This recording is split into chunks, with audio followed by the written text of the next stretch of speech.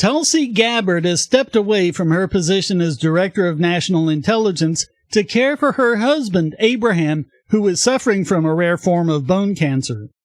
On her next-to-last day in office, she released the Fauci Files, declassified documents showing that Fauci knowingly lied to Congress and helped gain-of-function research at the Wuhan Institute of Virology. In a press release, her office said, quote, Gabbard is releasing never-before-seen communications and documents exposing how Fauci worked with politicized career leadership in the intelligence community to suppress the truth about his actions, the virus's lab leak origins, and his role in directing U.S. funding for this dangerous research that caused immeasurable harm and countless lost lives. These documents expose Fauci's direct role in influencing and manipulating IC assessments on COVID-19, and how Fauci lied to Congress in 2024 when, under oath, he denied knowledge of or participation in discussions with intelligence officials about viral research. They provided full links to the documents. Gabbard said, quote, The COVID-19 pandemic caused tremendous hardship and pain for millions of our fellow Americans and for countless people all over the world. After years of lies, censorship, and cover-ups, the American people deserve transparency, truth, and accountability. The tactics used to hide the truth are straight from the deep state playbook. Politicized, self-serving leaders like Dr. Fauci covered up their own wrongdoing and abuses of power, manipulated intelligence, lied to Congress, and undermined a duly elected president by restricting his access to vital facts needed to keep the country safe. It's time the American people learn the real story.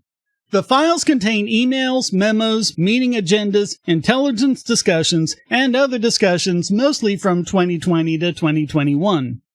The documents show that, pre-pandemic, the NIAID funded millions of dollars into bad coronavirus research at WIV. Some, including Dr. Rand Paul, have suggested that this could be the real origin of COVID, a lab leak from the Institute instead of a zoonotic transfer. The documents show that Fauci deliberately steered everyone away from lab leak evidence and hid assessments from institutes such as Lawrence Livermore suggesting a lab origin, especially noting evidence such as the fur and cleavage site. Although the documents don't confirm a lab leak, they do confirm that Fauci lied to Congress under oath in 2024 when he denied knowledge of or participation in discussions with the intelligence community on viral gain-of-function research. Although there's no smoking gun about the origins, there is evidence that the lab leak theory was improperly dismissed far too early without the necessary investigation that the available evidence should have sparked. But we now know that the U.S. funded risky coronavirus research at WIV. Under Fauci, the NIAID provided grants via EcoHealth Alliance that supported bat coronavirus collection, sequencing, and functional studies at WIV. That's not new information, but it was previously dismissed as a conspiracy theory. Now we have confirmation of it. We know that Fauci was involved in early origins discussions, including a February 3, 2020 expert meeting on the evolutionary origins of 2019 NCOV, as it was then called.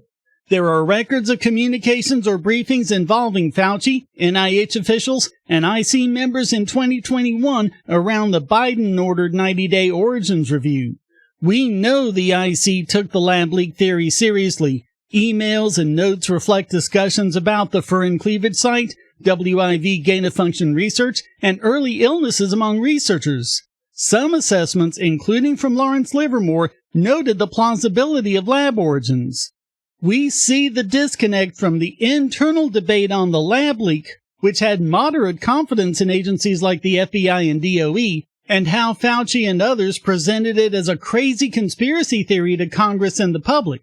It does show the need for heightened security and oversight of viral research. If nothing else, the U.S. funding viral research in China and then lying about it should be a major scandal. Personally, I think Gabbard might have overstated things, but that's what happens when something is as politicized as this. But on the other hand, She would know what's in the redacted portions we didn't get to see.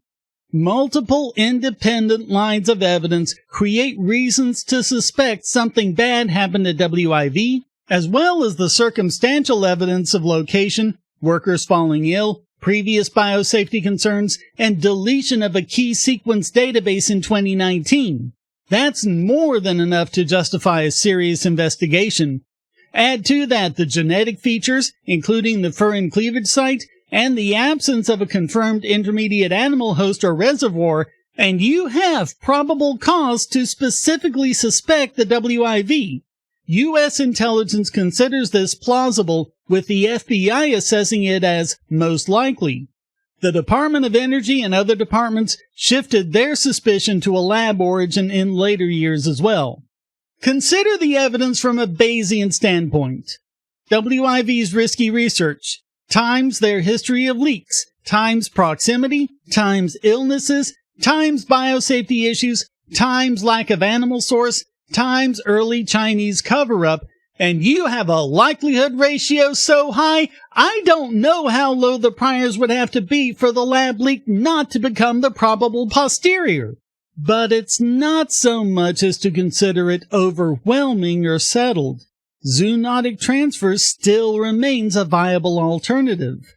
The fact is, the lab leak is no longer a fringe conspiracy theory, but the origins of COVID are still uncertain, and the only way we can get that certainty is with a rigorous, transparent, international investigation, if that's even possible, and if the evidence for it hasn't already been lost to time.